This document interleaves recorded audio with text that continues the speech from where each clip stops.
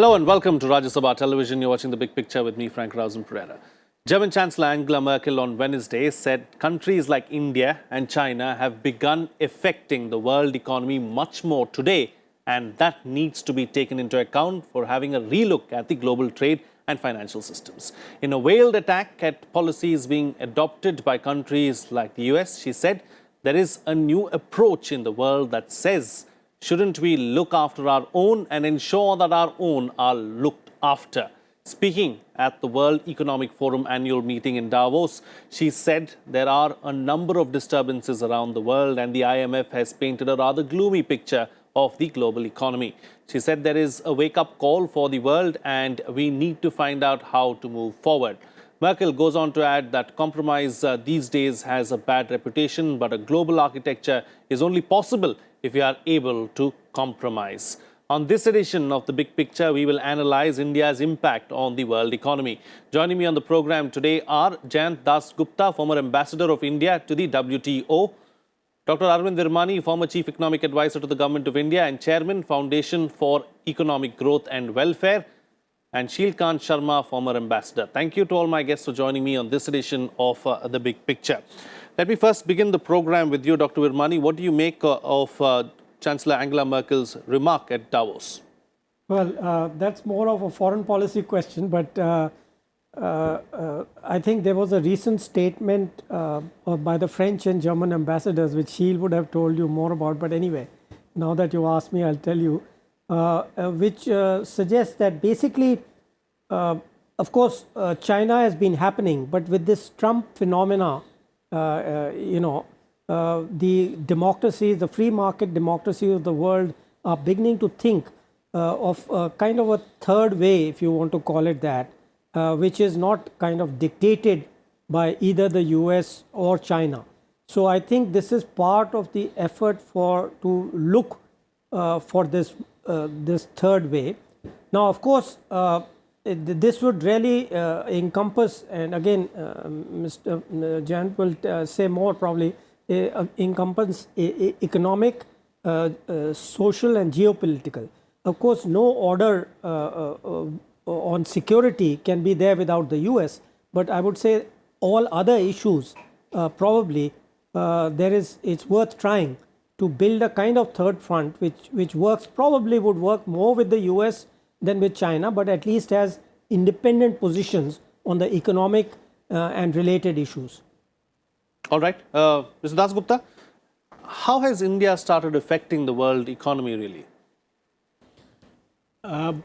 First, I would like to say a few words about Premier Merkel's statement.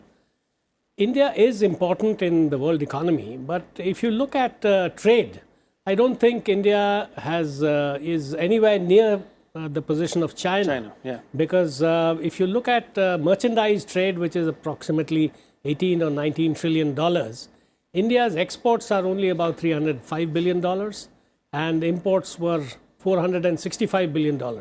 So we occupy a very small proportion of international trade.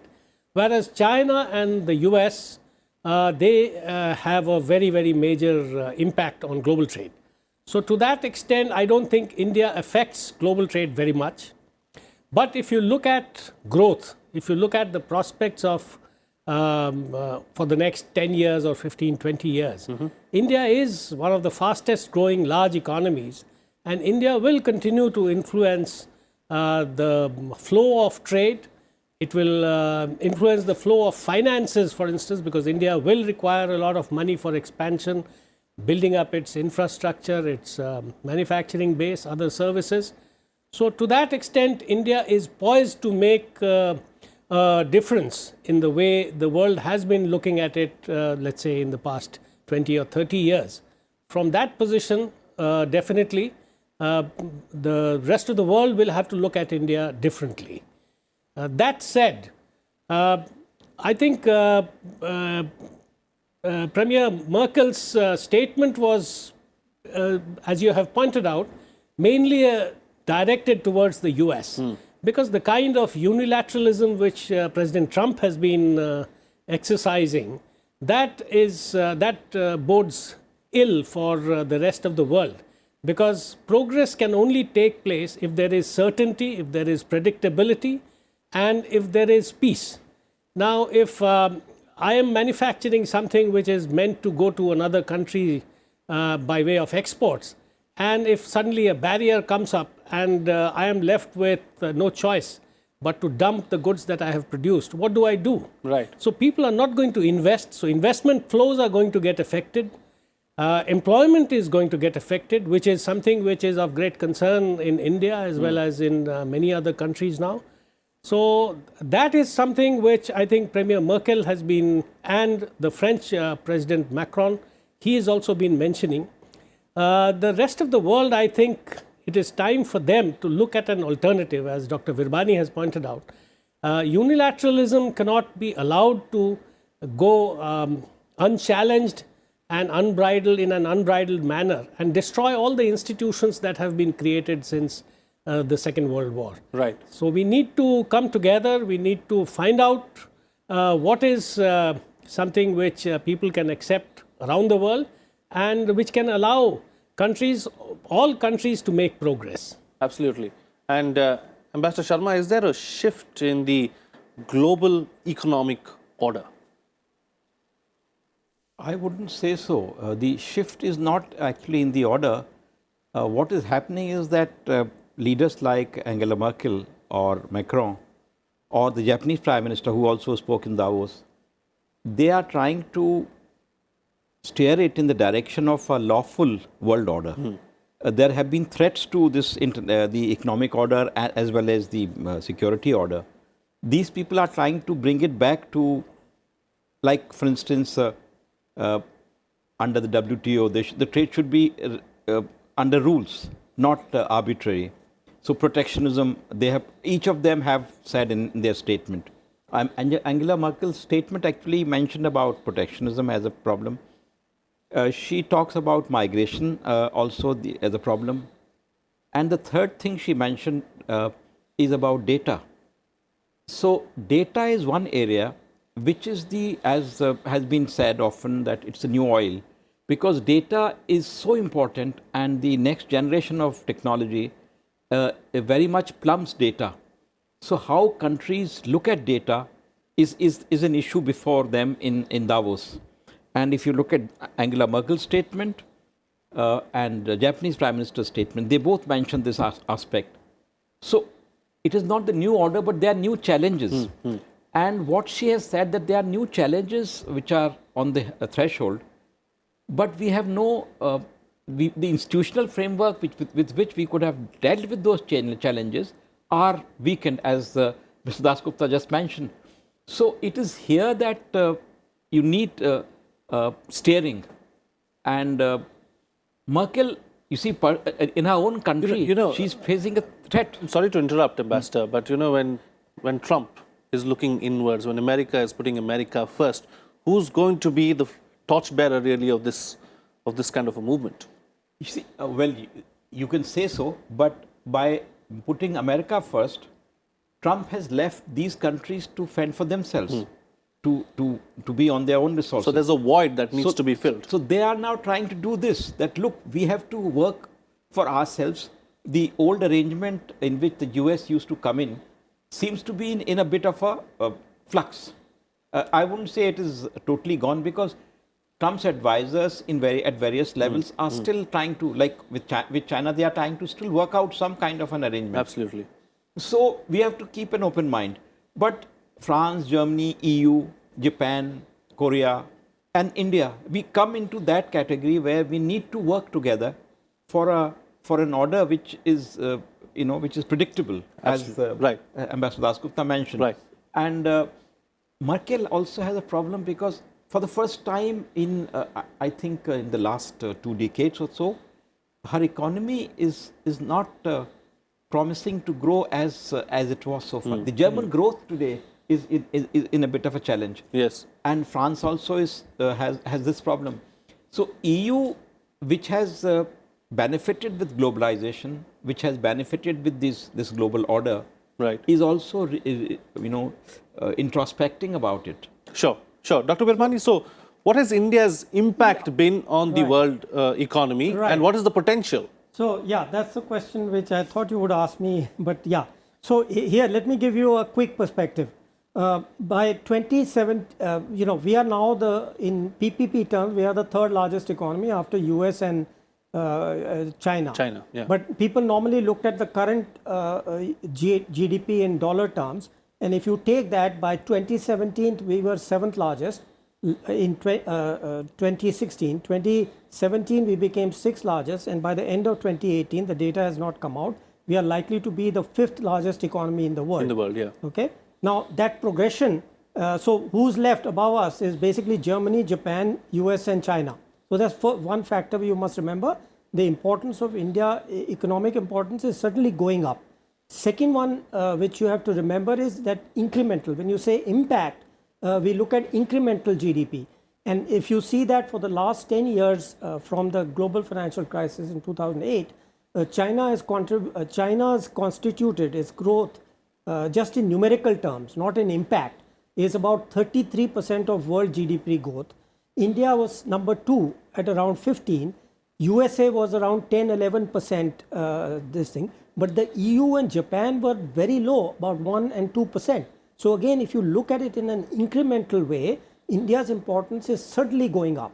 Of course, where we are weak, as Mr. Dasgupta has pointed out, is on trade.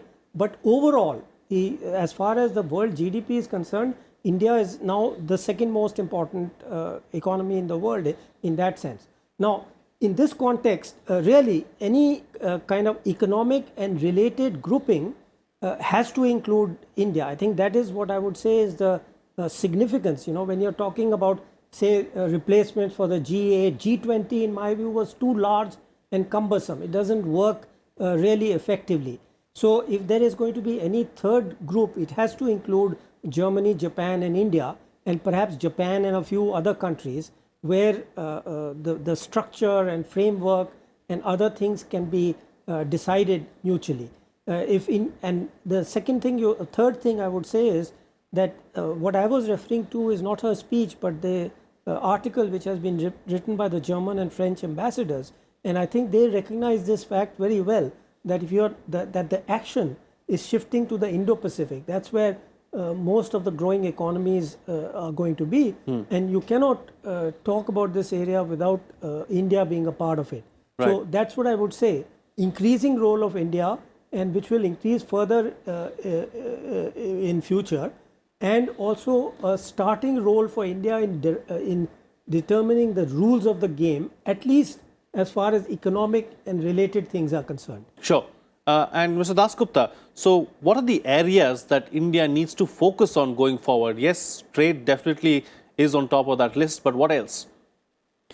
I think this brings us to a larger question, and that is about our capabilities, achieving the full potential that India has. And that, if I may sound a bit trite, that will start with education. Basic education, then secondary education, and finally, when we send boys and girls up to university, they must learn something which is going to be of value to the society, to the industry. We produce a large number of engineers, and we claim that we have the second largest engineering workforce in the world. But as numerous surveys have pointed out, many of them are unemployable. So education is going to be very, very important. The second aspect is healthcare. We need to take care of our population, and of course a lot of significant steps have been taken in the past few years in terms of the Swachh Bharat mission, because sanitation will improve the health status that has been shown across the world. The third thing is infrastructure, and of course interlinked with that is, have we really missed the bus in terms of setting up a manufacturing base large enough to take care of our very large numbers of unemployed or underemployed youth? So that is the third aspect. But with education will come empowerment, and because India will have a demographic dividend in terms of the number of people in the 15 to 35 or 15 to 40 age group in the next decade or so, India, if they are educated properly, they can provide a resource, a very valuable resource to the rest of the world. But if not, they could be a burden. Yes, then it could, instead of a dividend, it could be a disaster. Absolutely. I think that's a very valid point that you're making, that we need to focus on our education system and try and prepare for the future from now itself. But, Ambassador Sharma, does this also give both India and China an opportunity really to put aside their differences and work together and fill up this void that retreating countries are providing? You see, there is this, there's a double process. One is the internal pressures on both these economies to do things, very well described by the previous speaker, in the case of India. And China also, its economy, its growth is slowing down, and it has to now create opportunities for itself. That is one. And the second is the external, because the external environment, which has been conducive so far, is ceasing to be so. So because of this twin challenge, India today has to move much faster than it has been, and in every front. I would also say that, as I think one of these statements in Davos mentioned, that for 66,000 jobs in railways, there was 1 million people who applied. And the person gave a charitable view of that, saying that means there is surplus capacity in India in terms of human resources. And the day they are able to get them, the day the demand pushes them to be employed, that automatically will give upward thrust to India's economy. Yeah. So there is a need for also to create areas where existing people can be employed. So, and then once that happens, there will be a certain automatic pressure on the systems to create, to produce better people. At the moment, there is a sluggishness. Because of this, youth is choosing to go in directions which are not that central. It is happening actually even in the US and some of the developed countries. They don't go for STEM, science, technology, engineering, mathematics, and they start looking for accounting and things, which are actually second order aspects of growth. Right. So these are the reasons why, these are the these trends in which India can still capitalize and move forward. And the foreigners who are looking at us, they see it in that perspective, as Arvind mentioned, that there is a trend of India's growth over the last several years. And if you see that trend, and then you see possibilities, so the half glass which is full, or less than half glass which is full, it is that which can give India's potential a certain thrust. China is a different class altogether. They have actually managed to bite more than they can chew. So Xi Jinping has been talking two big things. And you find that their vice president, who's now gone to Davos, he's talking a different language. There is a certain, they've mismatch. Scaled down that ambitious thing, because there are many challenges there. Absolutely. Right. And everyone has got around to looking at China with lot of apprehension. And skepticism. And India, on the other hand, is acceptable. It is the most acceptable country among the emerging economies in the world today. Everyone finds India on the positive side. Absolutely. There's immense potential there, is what you're suggesting. Dr. Virmani, talking about China now, how much of a concern is the slowdown really in China? So, there's increasing amount of information coming out of China, which points to people are afraid to give a number, because official numbers were always suspicious, and it's hard to pin anything because you can never prove anything. So what they are pointing to is the increasing amount of contradictions.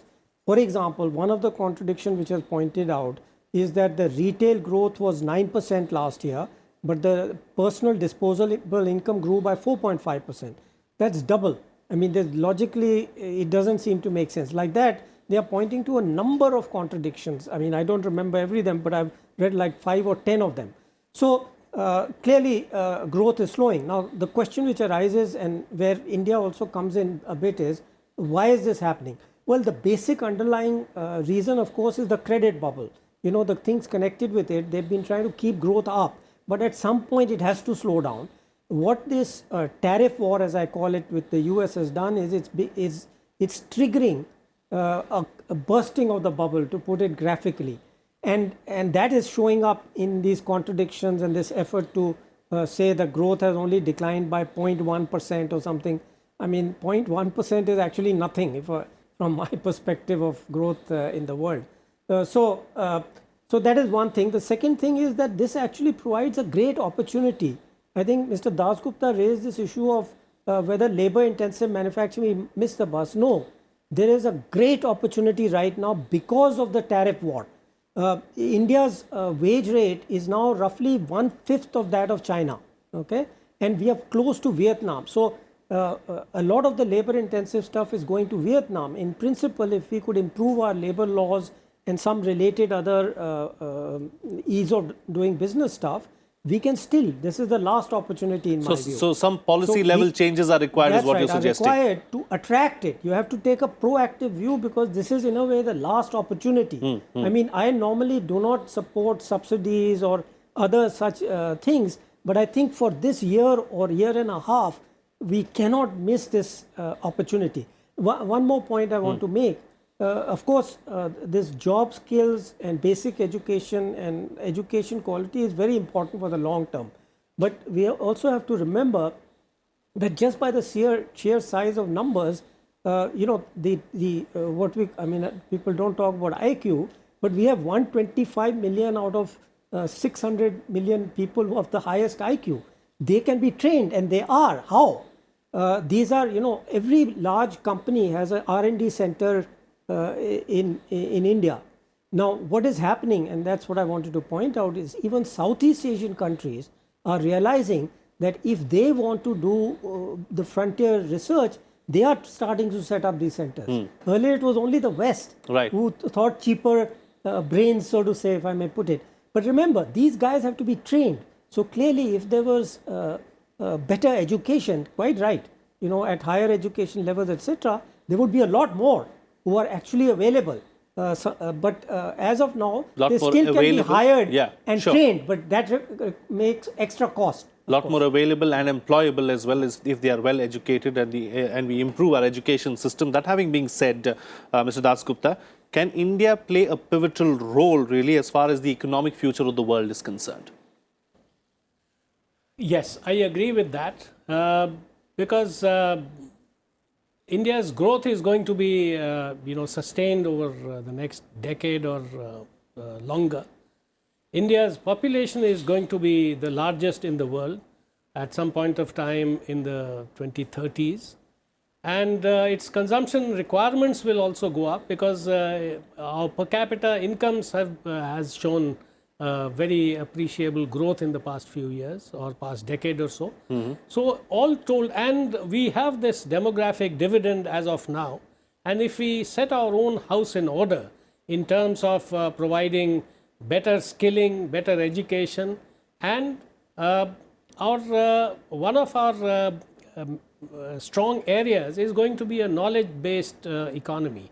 If we can contribute to our services sector in terms of scaling it up, in terms of addition of value, rather than, you know, the very low-end services jobs, we can contribute very significantly to global growth because if you look at global trade in merchandise goods and global trade in services, you will find that services has been growing much more rapidly than merchandise goods trade. Right. And in a globalized world with 3D printing coming in, with all kinds of disruptive technology getting discovered, you know, every year, I think manufacturing will no longer be the preserve of only one country like China or a few countries. It will get dispersed all over because technology will be available. Right. It is then, you know, how do you add value through services? And that is where India can contribute very significantly, provided it sets its own house in order. Absolutely. And a final closing concluding remark from you, Ambassador. You know, as far as India is concerned, what's the best way forward for both India's economy and the global economy? I'll give one example. For instance, you know, this solar mission, International Solar Alliance, it was India's idea. It is really very seeing deep into future. because in the coming decades, energy will still remain the most crucial question, and solar is the way out, and India is already working in that direction. So that is the kind of innovative thinking and out-of-box thrust that we need. Second point which I wanted to mention was that goods, services, but as I mentioned earlier, data is an important element now because of this fourth industrial revolution. You have Internet of Things, you have as 3D printing, and most important, artificial intelligence. Where is India different? Because its large population gives an enormous database, which other smaller countries do not have. China is harnessing that, and it is coming up. It has come up in a very big way. We should also look at it now with a focus. We have so far not done that. You know, there is this whole question of data sovereignty and whether we should have a global, what you call coordination about data.